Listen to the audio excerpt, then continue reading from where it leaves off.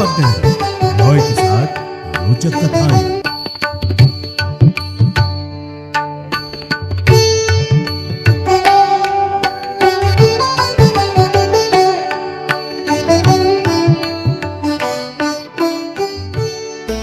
आज कथा कोसी नदी यानी कि कोशी नदी या फिर कौशिकी नदी की। भृगुवंश में ऋचिक का जन्म हुआ था, जो भारी तपस्या में लीन रहते थे। एक बार ऋचिक राजा गाधी के महल में गए। भरतवंश में उत्पन्न राजा कुशिक के पुत्र गाधी से ऋचिक ने उनकी कन्या सत्यवती को विवाह के निमित्त मांगा। गाधी राजा थे और ऋचिक गरीब ब्राह्मण। राजा ने ऋचिक को दरिद्र समझकर यह प्रस्ताव स्वीकार नहीं किया। ऋचिक जब लौटकर जाने लगे तो राजा ने ऋचिक से यह जरूर कहा कि यदि वो 1000 ऐसे घोड़े लाकर राजा को दे सकें जो कि चंद्रमा के समान सफेद रंग के हों और जिनका वेग वायु की तरह हो और जिनका केवल एक कान काले रंग का हो, तो राजा उनकी मांग स्वीकार कर लेंगे। राजा को विश्वास था कि गरीब ब्राह्मण होने के कारण ऋचिक ऐसे घोड़ों की व्यवस्था नहीं कर पाएंगे और उन्हें राजकुमारी का विवाह उनसे नहीं करना पड़ेगा। उधर ऋचिक ने वरुण देवता से ऐसे अश्व देने को कहा। वरुण ने गंगा जी के माध्यम से घोड़ों को उपलब्ध करवा दिया। बताते हैं कि कन्नौज में गंगा के किनारे का अश्वतीर्थ ही वो स्थान है जहां गंगा ने ऋचिक को ये घोड़े दिए थे। घोड़े लेकर ऋचिक गादी के पास पहुंचे।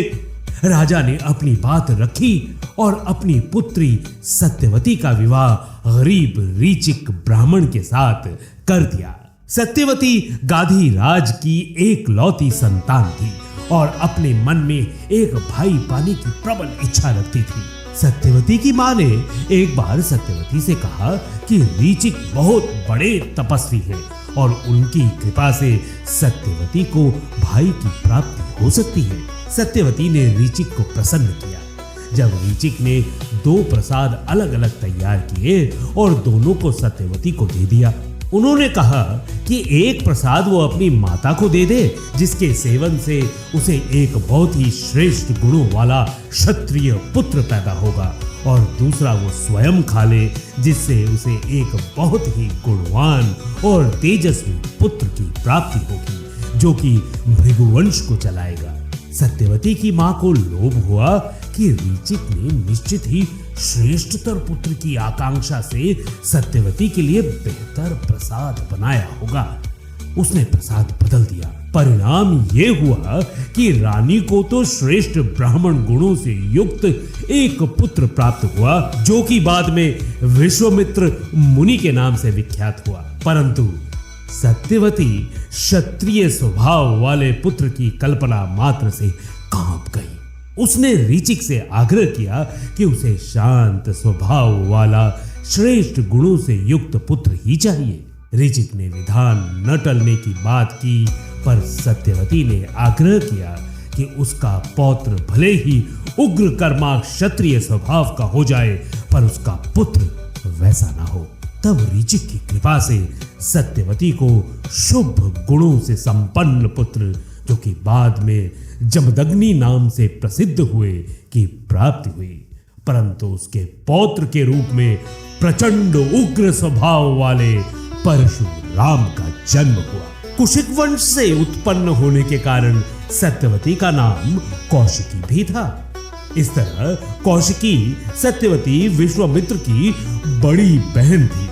यही सत्यवती अपने महाप्रयाण के बाद कौशिकी नदी बनकर प्रवाहित हुई, जिसे आजकल हम कोशी या कोसी नदी के नाम से जानते हैं। रामायण में ताड़का वध के बाद मुनि विश्वामित्र जब श्री राम और लक्ष्मण के साथ अयोध्या से सोनभद्र यानी कि सोन नदी की ओर प्रस्थान कर रहे थे, तब उन्होंने इन राजकुमारों को अपनी इसी बड़ी बहन का परिचय करवाया था। मेरी एक ज्येष्ठ बहन भी थी जो उत्तम व्रत का पालन करने वाली थी।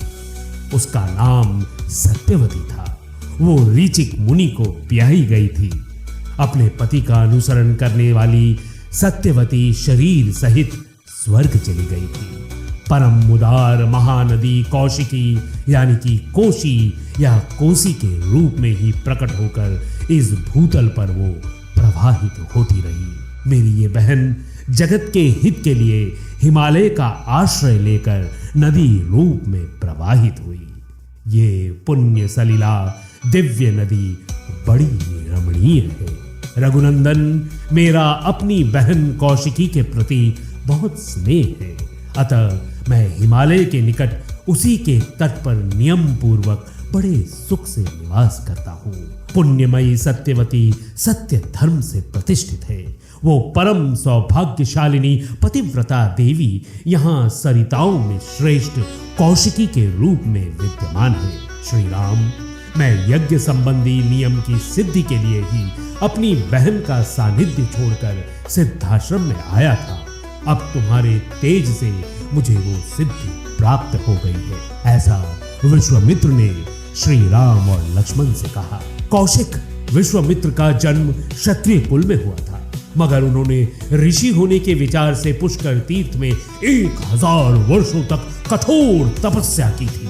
वो देवताओं के आशीर्वाद से ऋषि तो हो गए, पर अपनी तपस्या खंडित नहीं होने दी। विश्वामित्र की तपस्या भंग करने के लिए इंद्र ने मेनका को नियुक्त किया। मेनका विश्वामित्र के पुण्य को अच्छी तरह समझती थी।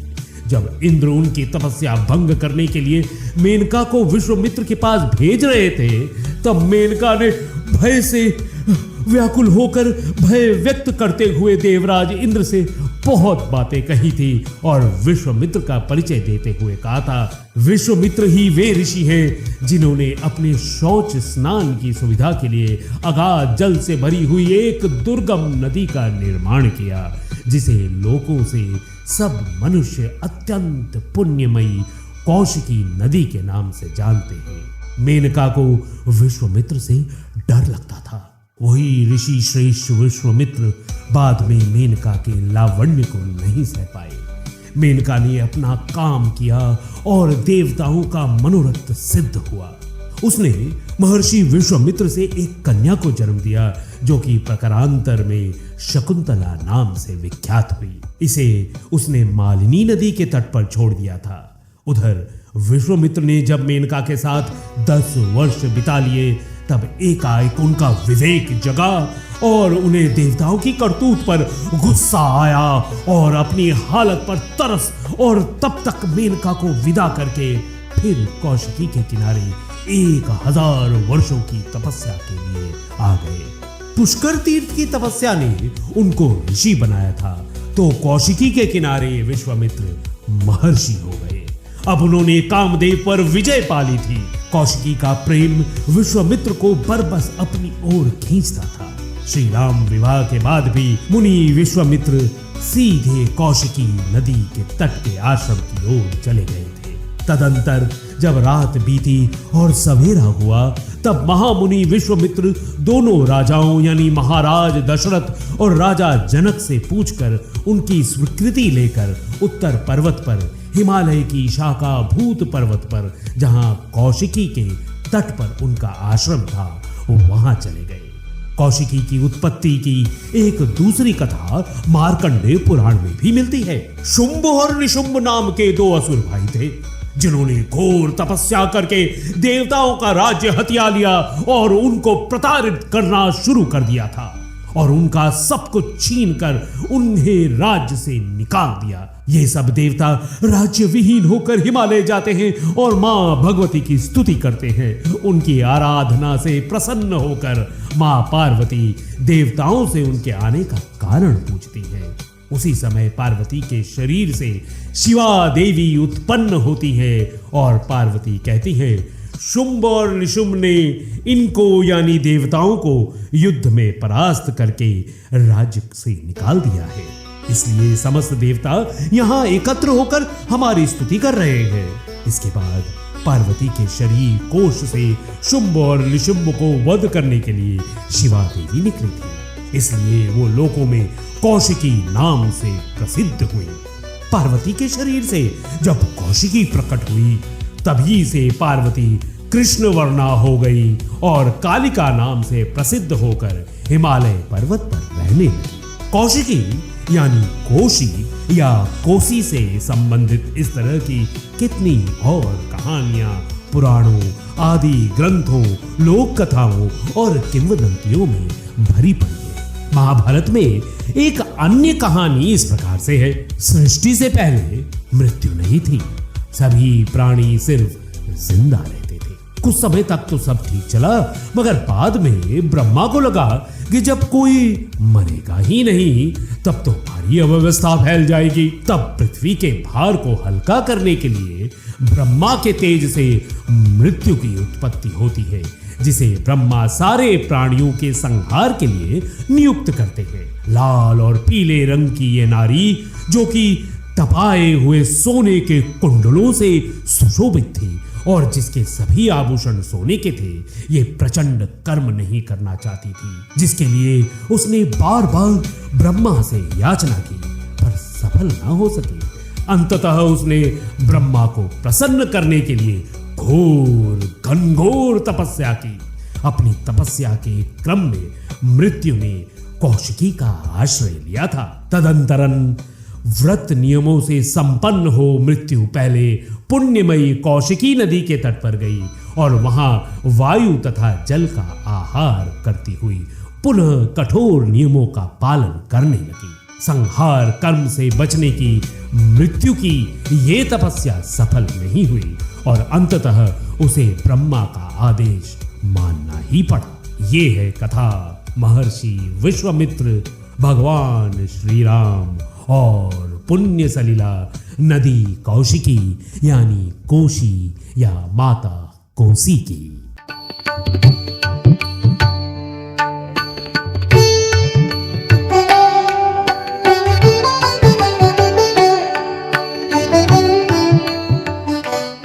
रॉय के साथ रोचक कथा परमार्थ की पगडंडी।